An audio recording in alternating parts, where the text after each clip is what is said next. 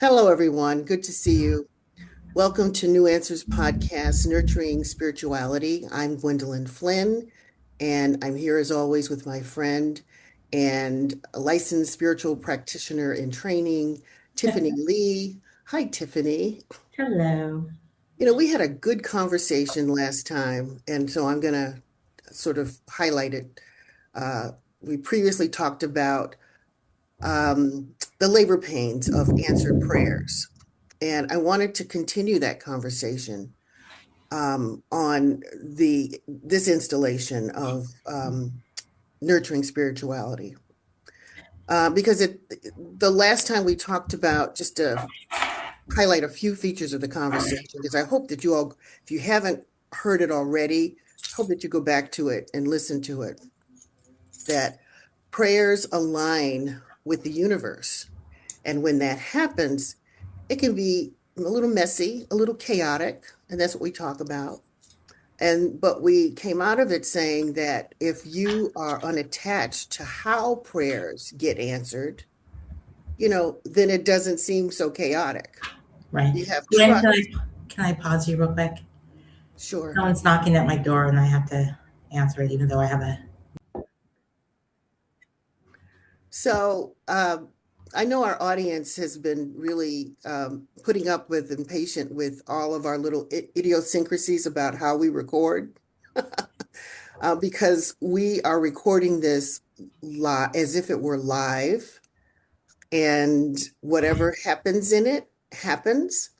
And we are making these recordings at a time when it's most convenient for us. And where Tiffany is concerned, she's on her job. And so sometimes interruptions happen, but and we can just move on from there. So again, we're talking about the labor pains of answered prayers. And I was saying how, as long as we are unattached to how prayers get answered, that makes a difference about how we experience any labor pains. That we said at the last time that we talked about this, that trust and faith and surrender is important in this process. So I'm just kind of recapping for us what the conversation was like so that we can move on because we want to continue this conversation. Tiffany, you brought up a metaphor that was a good example of how we need to be unattached to how prayers get answers. And that was about a flood victim praying for a rescue and was sent several different versions of a rescue. They were sent a raft, I think, in the story that's told. And then they were sent and they rejected it. It was resistant to it, or maybe even fearful of it. And then they were sent a rowboat and they rejected it and was, right. resisted to it. And so they had these preconceived notions of what the answer to their rescue should be and rejected them and ended up drowning. So the moral to the story is say yes to everything. Everything works together for your good. Um, we talked at the end about journaling, and that is a way to track our life, and we can see how our thoughts create our experience. So I hope that for those of you who listened to that episode, we're able to start your journaling so that you can see. Um, I intend to start my journal, but I haven't done that yet. But I will. And so we're going to continue this conversation because um, I think another outcome of that sort of lesson for me, conversation that we had last time, is to be careful how you pray. And when we think about prayer, sometimes we think about, getting down on our knees and, assuming sort of the position of prayer, but prayer is more than that. I think what I took away from the last conversation is that prayer is anything you think, anything you speak, anything you write, And I'm going to share a little bit more about anything you sing. Songs can be prayers. Whatever you put out into the universe, that becomes a prayer. You don't have to be down on your knees. How do you see it? I agree. I think when we think of prayer in traditional dogma relationships, it's that conscious talking to the universe or God, right? Yes, yes, And but it leaves out the fact that the universe, our body, everything hears us all the time. all the time. So um, And it even comes out in our thoughts. It's like anything we express, in whatever right, form we express it, yeah, is a prayer. it is, and it's whatever energy goes with it too. So that's why being conscious and mindfulness about your thoughts and words and everything is really important. I mean, it's great to get on your knees and pray, especially when you're like, please, God, and you have so Yeah, much energy. And it's easy to track when that prayer is answered because you're so conscious of it. But what you're not conscious of, if you're not being mindful, is how you're talking to yourself, to other people, about your day from the moment you wake up on just the regular. All that is being responded to as well throughout the day. So then when you have something horrible happen, um, believe it or not, you prayed for that or you spoke that into spoke it out. your life. Hmm. And so if you sit and really quiet your mind and think about every situation you're in and take into mindfulness that the universe answers yes to everything. Unfortunately, sometimes yes to everything. You could probably pinpoint whatever situation you're in back to your thought process. You know? Exactly.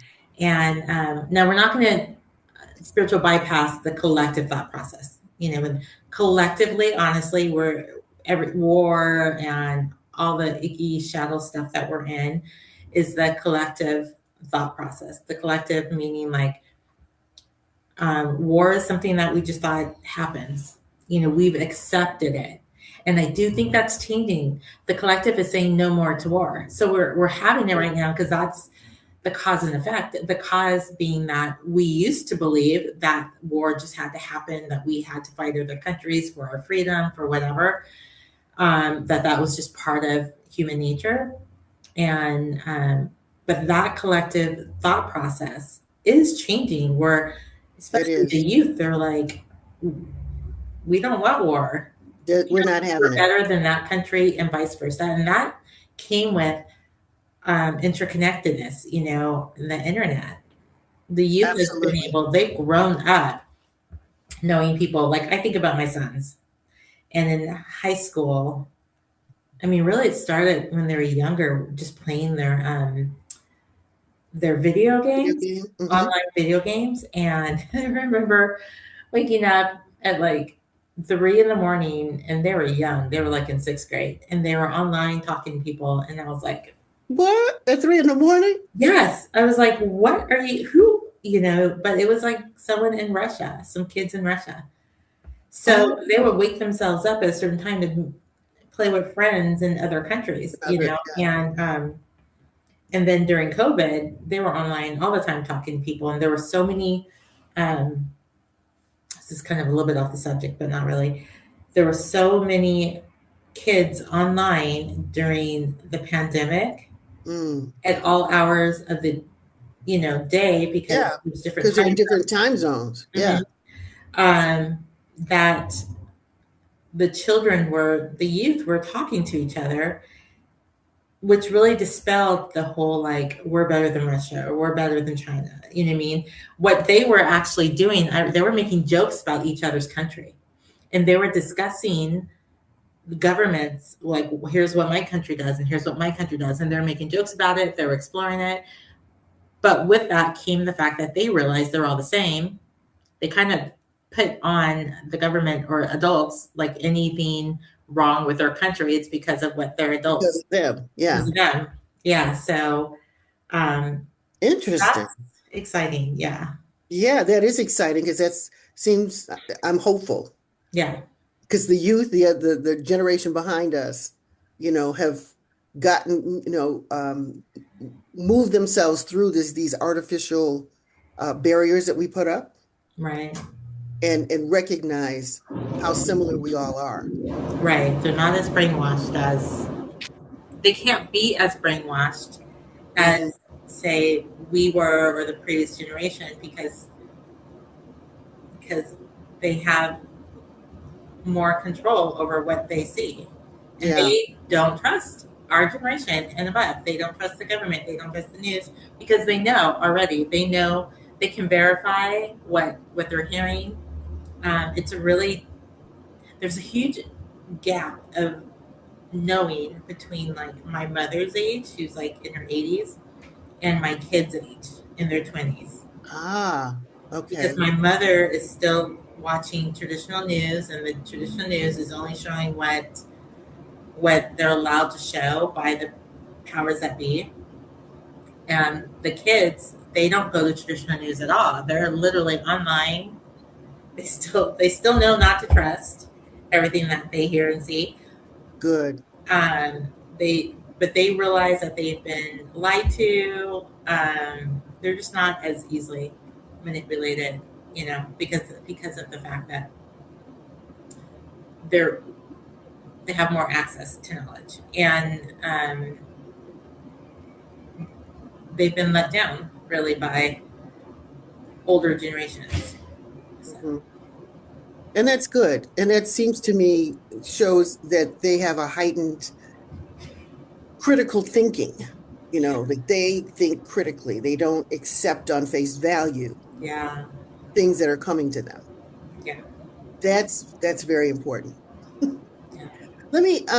So just in terms of the collective and how there's at least a portion of the population, maybe it's the younger generation, but certainly um, maybe it crosses other generations as well, that there's this non-acceptance of what's going on, that they see going on in the world. Mm-hmm. Um, I shouldn't even admit this publicly, but I do watch a lot of television and I'm noticing commercials, and I think it's for a dog food product.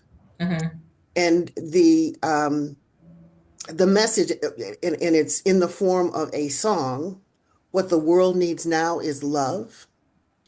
What the world, nobody wants me to sing, needs now is love, sweet love. And I thought, oh, and then I paid attention to what the product was. So I mean, it's like dog food, but I mean, it seems to me there, because it's talking about being more sensitive to the needs of your pets. But I think it's a bigger message than that, you know, given the state of the world. Yeah, And I thought, okay, I like this. And so I don't have a pet, but I think, if I did, I'd probably want to buy this product. And I guess that's the whole point of that. But the point is that I was trying to make is that there is a sense in the collective that there is this darkness in the world and it needs to change. And so in this commercial, maybe it's not so subtle. There's a message that we need more love in this world, yeah, from your pet, to your pets or, other human beings. And so it's a hopeful sign to me. It's a hopeful sign to me. I wanted to share though, in terms of answered prayer and the labor pains of that, some experiences that I've had in my relationships as it relates to answered prayers. okay,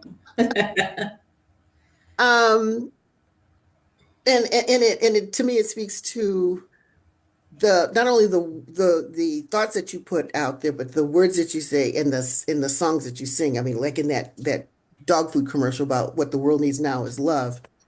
So I've always had this belief that I did not want to grow old alone.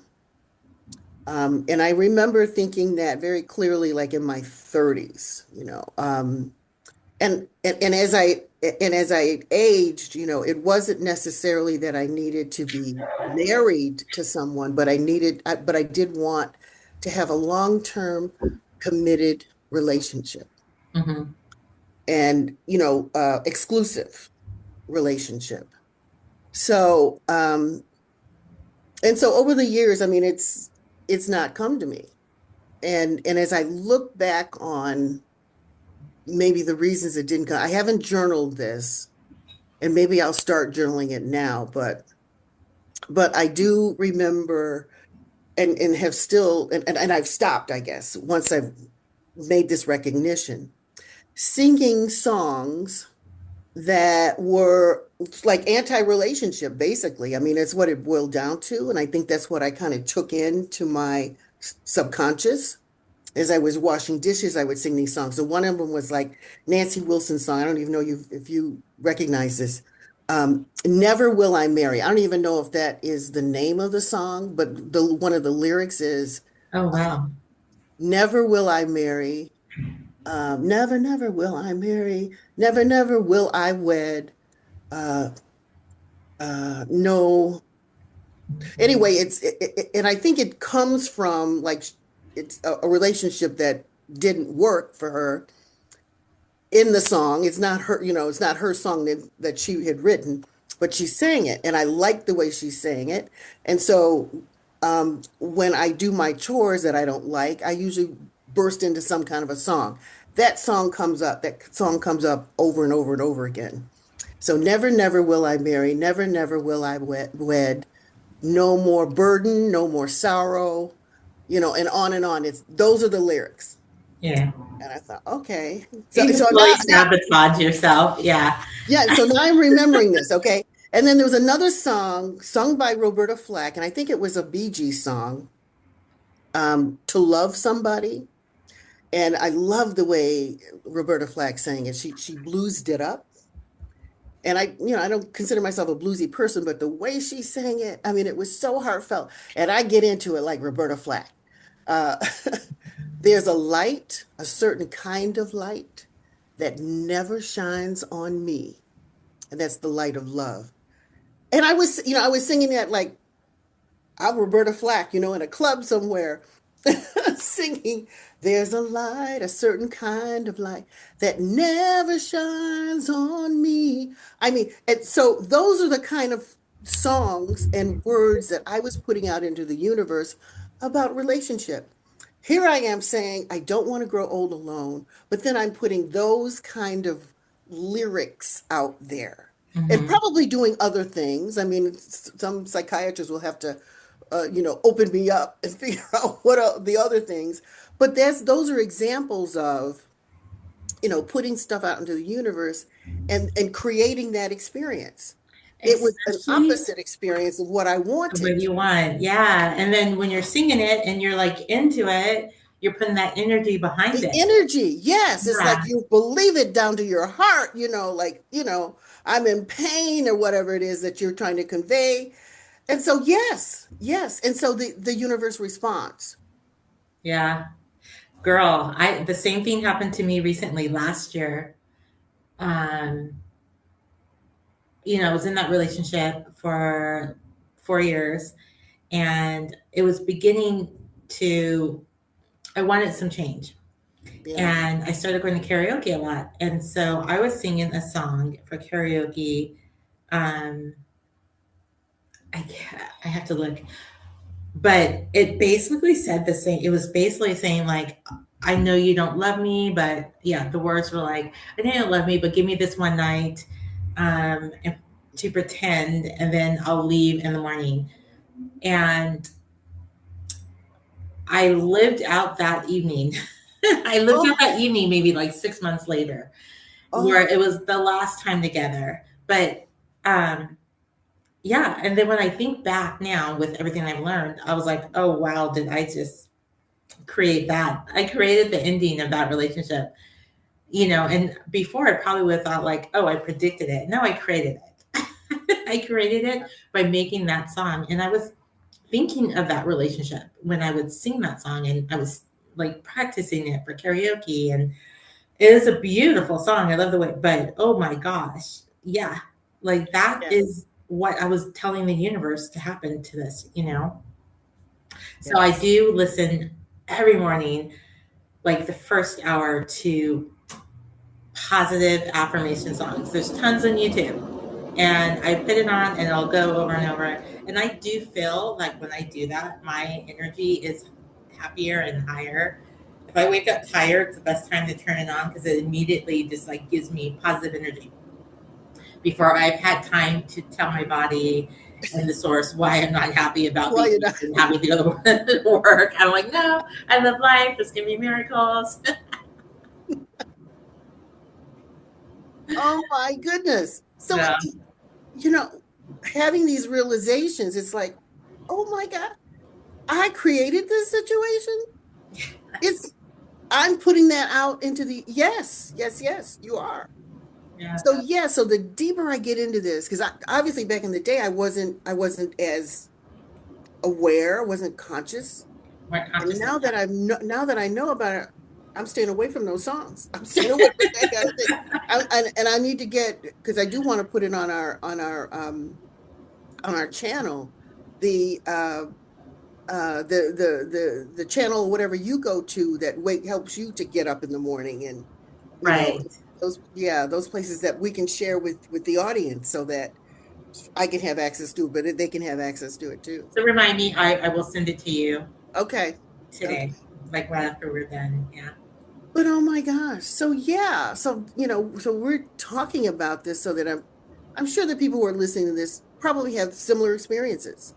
Mm-hmm. And just in terms of what it does, what creates your life experience, the thoughts, the words, verbal or written, the songs, whatever it is you put out there, TV.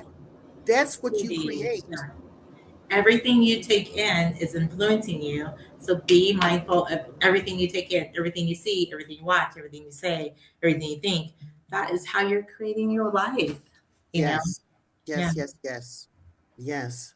So now how do we, and I know that I said, I think in the open about saying yes to everything.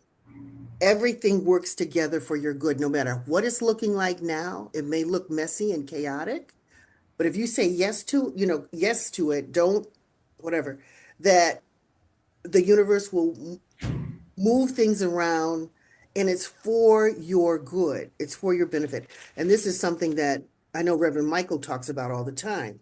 Um, Everything working together for your good. So how can we become unattached to to the how, and how can we gain perspective? How can we know when the ego is involved? What is it Mm. that we can do? What can be the touchstones? I'm trying to, like, is there a mantra that we can come up with to Okay, help? so I was thinking about this last night actually. Um, and I think you've heard me say this, like when people talk about being spiritual or growing in their spirituality. I like to remind people you don't need to grow in your spirituality. You are a spirit. What you need to work on is recognizing how your ego is running your life. So you are spirit. Your spirit part of you is whole, perfect, and complete. It's part of God. It is zero flaw in it. We don't have to grow in spirituality. Our spirit doesn't grow. It is. We are. It's in us, around us, everywhere. It's our ego that we have to learn to not let it run our life. We use our ego to individualize ourselves um, from from the oneness of what we are, right? So your ego is Gwen, my ego is Tiffany, and that's just our shell. I think I have a poem about this. That's just our shell of that we're wearing to experience life, that our spirit is wearing to experience life. Otherwise, we'd all be the same, you know? It's important, though, to not let your ego run you and disconnect you from your heart. So I think that that's why sitting in quiet, Mm, sitting and just letting, um, time and space happen without doing things, without doing something like meditating, um, prayer, but not in the prayer for asking things, but listening. Yeah. And obviously your mind's gonna say stuff. Let it come through. Like recognize it. Like so one time I was meditating recently, and this really surprised me, by the way. I was meditating and I have a very active mind, and it's actually really hard for me sometimes to just like keep it quiet. So this time I was trying to meditate. I was actually trying to do a prayer, a spiritual mind treatment for myself, and I kept getting distracted. So I said to that distracting voice, "Go ahead, tell me what you want to tell me. I'm giving you the floor." And it was a lot different than what I thought it was going to be. So it got the thought out, and then it helped me go into deep meditation. And I started going through like this tunnel of doors, and I was like, whoa. So that voice that I thought was my distracting voice was the one that actually led me into a deeper conversation once I let it get the 3D messages out of the way, if I could say so. But yeah, remembering who we are. We are spirit here to experience life and to grow our soul. So we're not growing in our spirituality. We are spirit. We're whole. Our spirituality, our spirit is whole, perfect, complete. Our ego can cause us to have joy and peace and a good time in this world, or it could cause us to have suffering. Mm.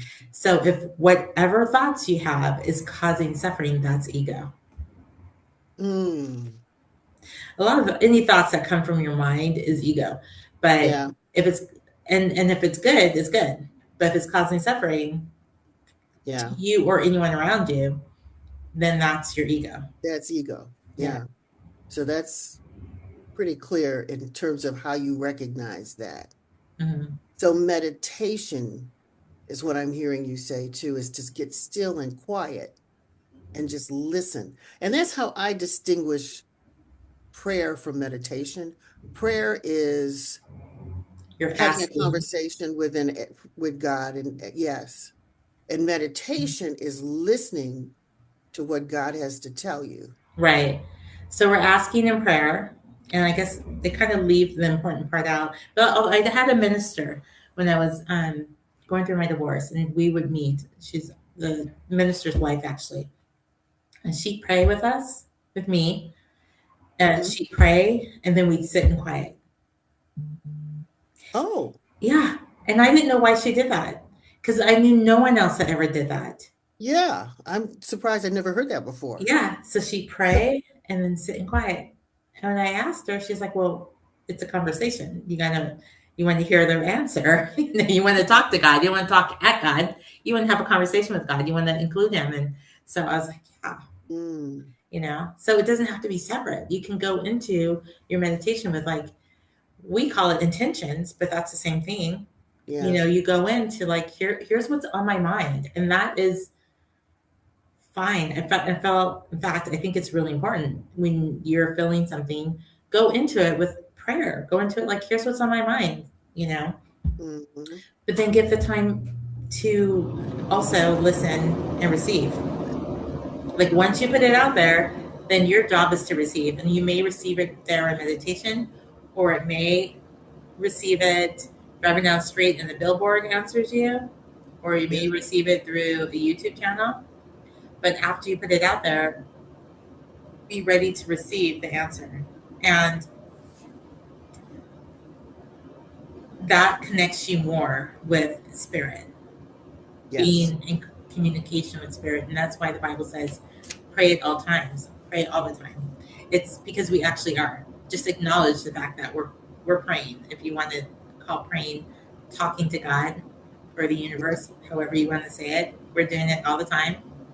Yeah. And it's always listening. It's always saying yes, so Yes. Yes, that's exactly the way to think about it. That we're always, prayer is talking to God, talking to the universe. to the higher power. And it's always happening, whether we are speaking it, writing it, singing it, it's always happening. Meditation is listening to God and Yeah. being open. And those, and the answer is coming at us probably faster than you think, because they're coming in different forms, right? Like Mm-hmm. you say, there's a billboard, maybe there's a phone call from a friend, maybe there's some other way. So they come in different forms. So you be open to that and listening and being aware of that. So the other thing I do, like sometimes people use, I don't know, chants or phrases. So there was a something that I think Reverend Michael wrote, I think Words of Inspiration. And there was a line in it that I use that as kind of a touch point for me to kind of get myself back into away from my ego and kind of surrendering. Mm-hmm. And the phrase is, my life is the life of God, no matter what. My life is the life of God, no matter what. Even though God is, that word for me is, triggers some other, I guess bad memories of what, this God person in the sky kind of thing, Yeah. that you fear. Um, but I'll use it in this context. So that helps me. And maybe if people want to come up with their own sort of touch point, their thing that will trigger for them, getting getting the ego out of the way. Yeah. And that's how I see it. I'm trying to get the ego out of the way. Reminding myself that I am spirit, the life, my life is the life of God, no matter what.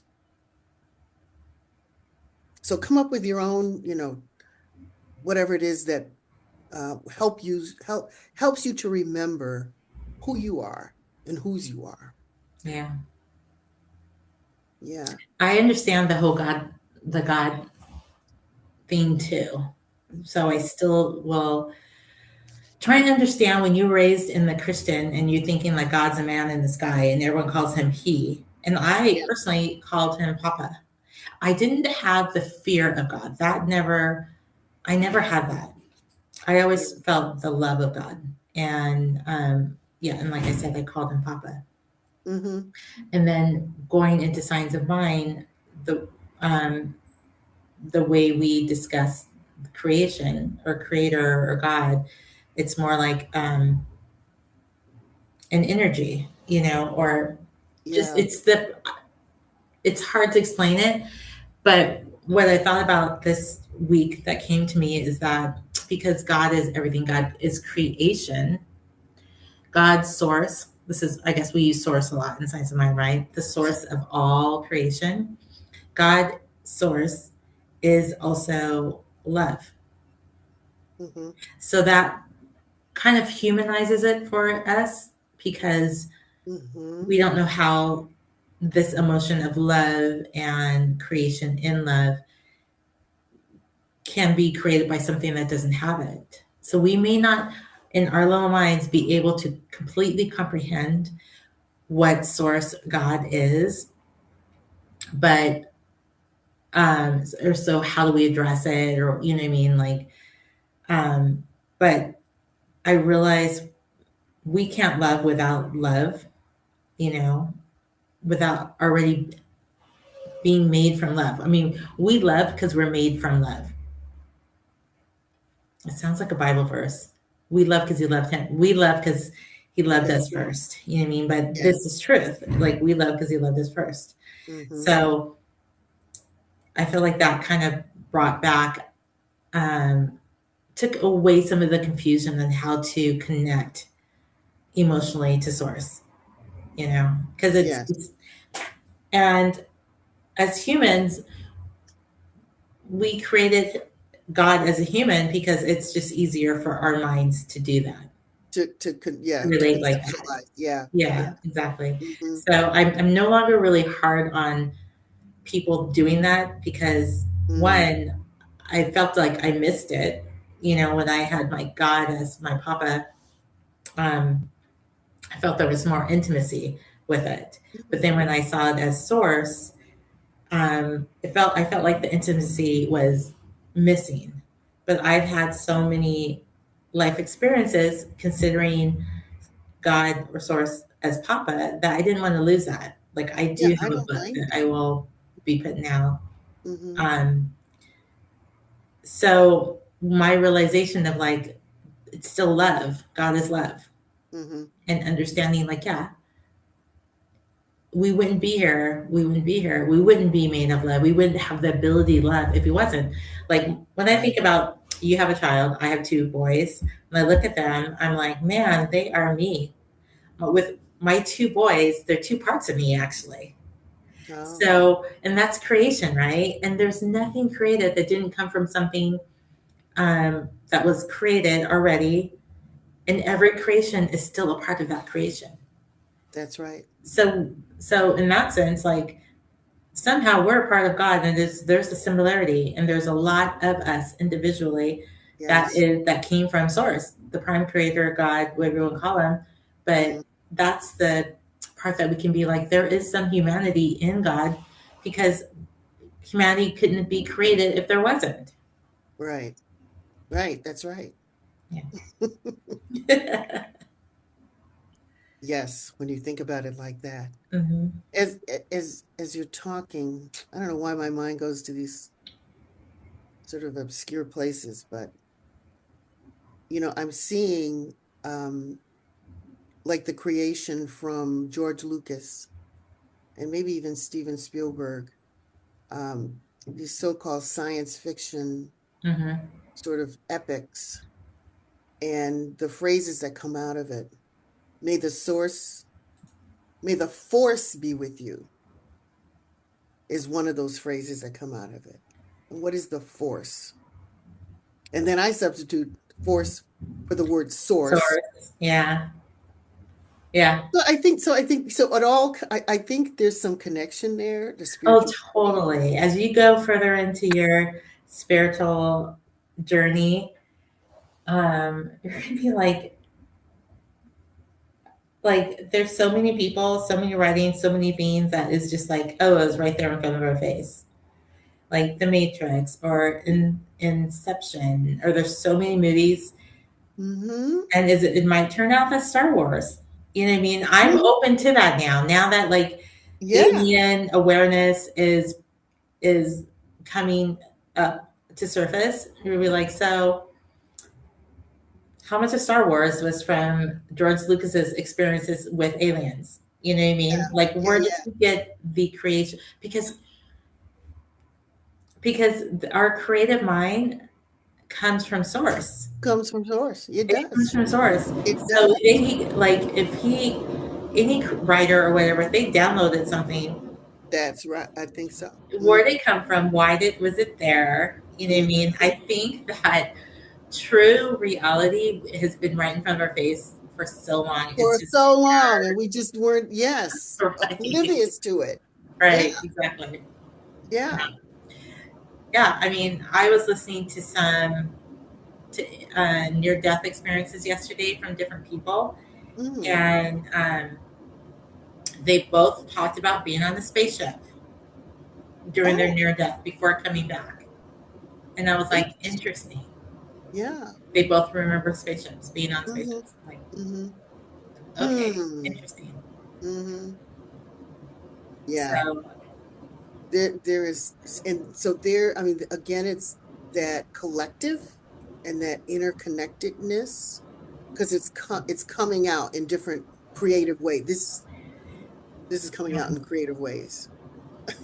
This yeah, is really, really fascinating. And I guess I kind of felt that with the film The Matrix. yeah, That has some spiritual goings-ons in that storyline too, but it's like, you know, the source, the universe, put it into the mind of the writer of that, the director of that, to make it available to the general population, right. the way that we can hear it and see it. Although, although some people, it's kind of masked a little bit, but as you get deeper into nurturing, bringing out your spirituality, you begin to see those things Yeah. and And see you the see it when you're ready. Like I when you're remember ready. many Yeah.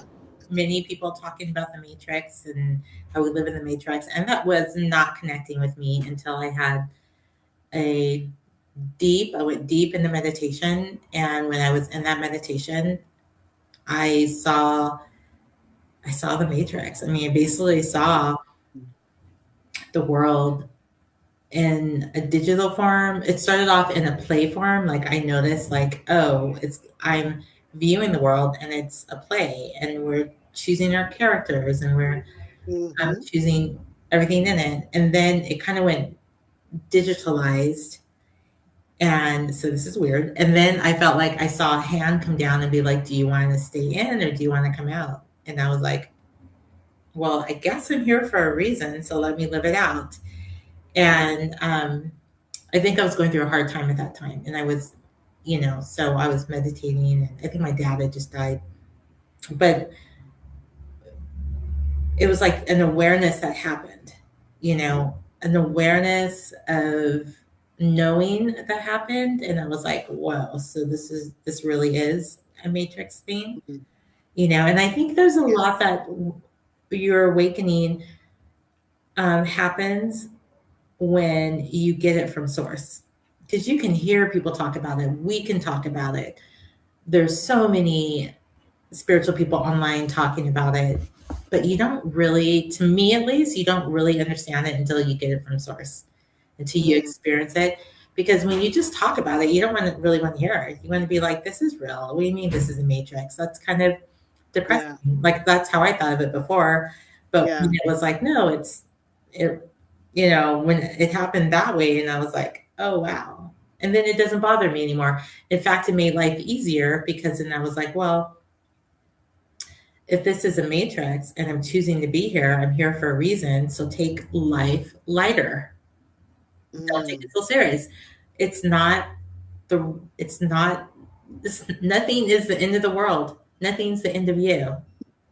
True. So, Yes. so you can take life lighter when you remember that. Yes, you can. Hmm. And it's a story.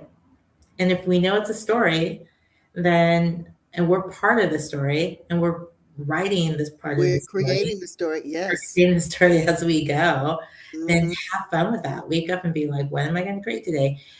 The difference, it just hit me so hard. The difference is being a victim to life and your circumstances. And we hear this all the time, but for me, it's really just hitting now.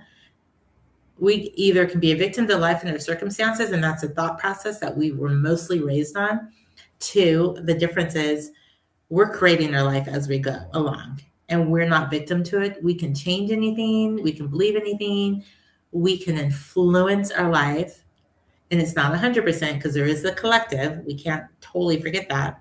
But we can truly influence our life and the life around us, people around us as well, Yes. collectively, with our thoughts process, with our decision to do that.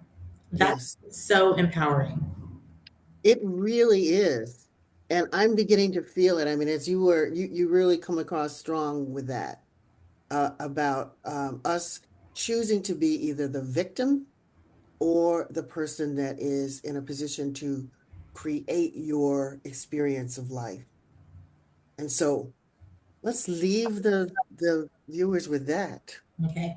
Tracking, do the journaling that was recommended in a previous episode, but we want you to continue that with this conversation that we're having today, to track your life and just see how your thoughts create your experience in life. We talked about um, being more, being able to be the creator of your life by not only asking in prayer, but listening in meditation, right? Mhm. Listening to, and maybe we can talk about that still small voice next time. Being quiet, Yeah. and really giving it your full intention, but attention. Right. And watch for the messages that come to you. It may come to you in a still small voice, but it may also come to you on a billboard. It may come to you in a friend or the angels around you. Yeah, mine never comes in a small voice, by the way. Oh, they don't? Okay. And I then, was like, what is this still small voice? Mine is, before I really started listening, it came in a booming voice. It would wake me oh, up, Tiffany. I'm like, who's yelling my name right now? oh my goodness. Oh, I want to hear about that. I want to hear about that. And then, maybe even creating these touch points so that you can remember or you can be able to recognize when it's your ego Mhm. that's getting in the way of your, what you want to create, Experiences. Yeah. right? And having these touch points, like I talked about what mine is. My life is the life of God, no matter what, not attached to how it happens, how whatever it is, but I'm attached to, remembering that I am an emanation of the universe, the source, Right. higher power. My Um, life is a life. So what is your touch point? And then share that with us. Share it with us, what you're journaling, what you're creating for your life. Um, and we'd love to hear from you. So put those experiences in the comments below, and also subscribe so that you can get a notification whenever we post any new um, videos. So thank you for listening. On behalf of Tiffany Lee, I'm Gwendolyn Flynn. We will see you next time.